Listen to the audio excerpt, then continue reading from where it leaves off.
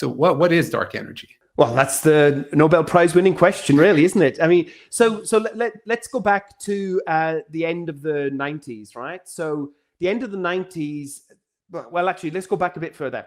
Throughout much of the 20th century, the key question in astronomy was how fast is the universe expanding? So this was essentially trying to tie down that number that Hubble and Lemaitre had, the Hubble constant, as we call it. And the biggest problem that we had was measuring distances in the universe, right? So because the universe doesn't come with a ruler, it means that inferring distances has been problematic. And most of the time that I was an astronomy student through the 90s, etc., it was still two camps. They were known as there was the low Hubble constant and the high Hubble constant. So there was some people saying it's close to 50 kilometers per second per megaparsec in our units. Others saying it's twice as large, it's 100. And in the 1990s, of course, we had the Hubble Space Telescope, and the Hubble Space Telescope, with its intricate observations, was able to tie down what the Hubble constant was, and we now know it's around 70. So those guys who were arguing throughout most of the 20th century, they should have just split the difference and gone to the pub, but instead they chose to argue. So that was the first question. The next question was, though, is what is the universe made up of? Because this dictates how the Hubble constant changes with time. So it's called a constant because it's a slope on a graph. So it's a constant as that, but it evolves as the universe evolves. And the way that it evolves depends on how the universe has been expanding over however old the universe is, right? And I think a lot of people, I mean, there were lots of arguments about, do we live in an open universe, i.e. there wasn't enough matter there to slow down expansion significantly, or do we live in a critical universe, or do we live in a closed universe which was going to collapse into the future, etc. So there were lots of hints that the density of stuff in the universe was around 30% that the universe needed for it to be what's known as a critical universe. So, but you know, there are other ways of measuring this, and so it was through the expansion of the universe. So after we basically had nailed Hubble's constant, the question was, how do we work out what the stuff in the universe is?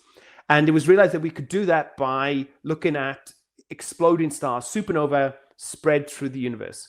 Due to the way the universe has expanded between the time that the supernova went off and as seeing it today, that dictates how we see the supernova, right?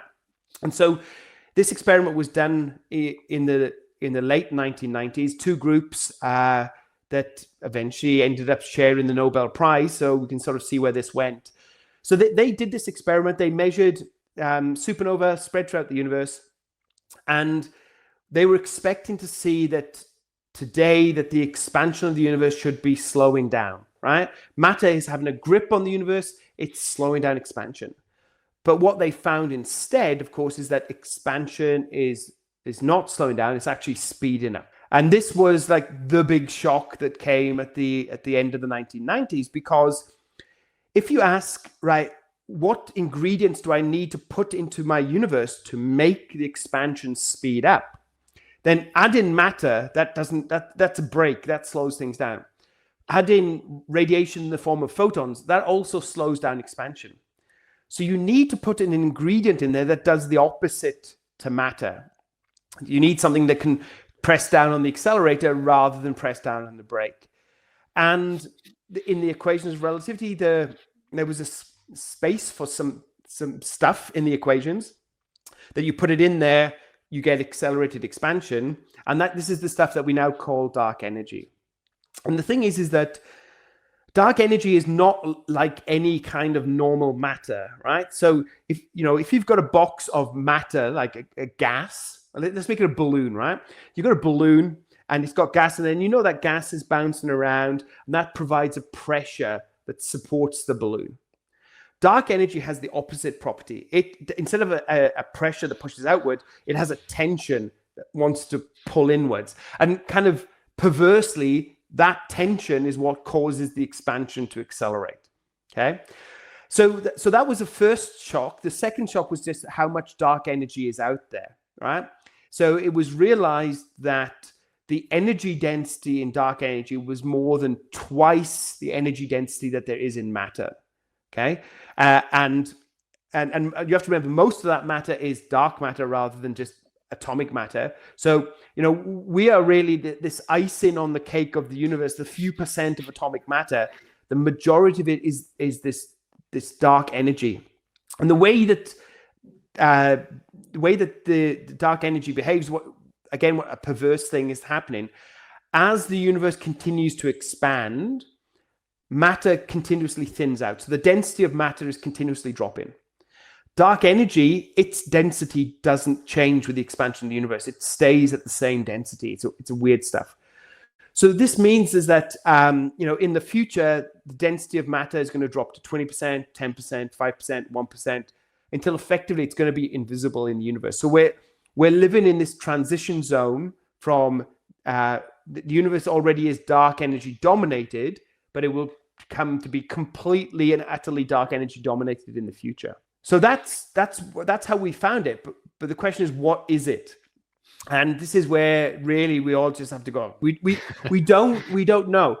There was a hope that it would be related to the properties of the quantum vacuum. So this idea, you get these quantum fluctuations in empty space, right? And they tend to have the right kind of properties. They tend to have that tension.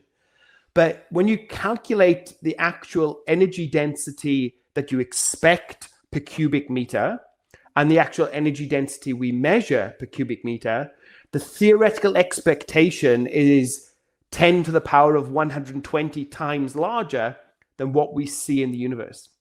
So basically, I think that notion of it being the quantum vacuum is very, very difficult to get that to work, because you need to shave off 10 to the power 120 orders of magnitude and leave you with this sliver, which is what we see in the universe today. So at that point, we don't know. We really don't know. I'm going to caveat there. There are a huge number of theoretical suggestions, right? But which one is even remotely correct? Who knows?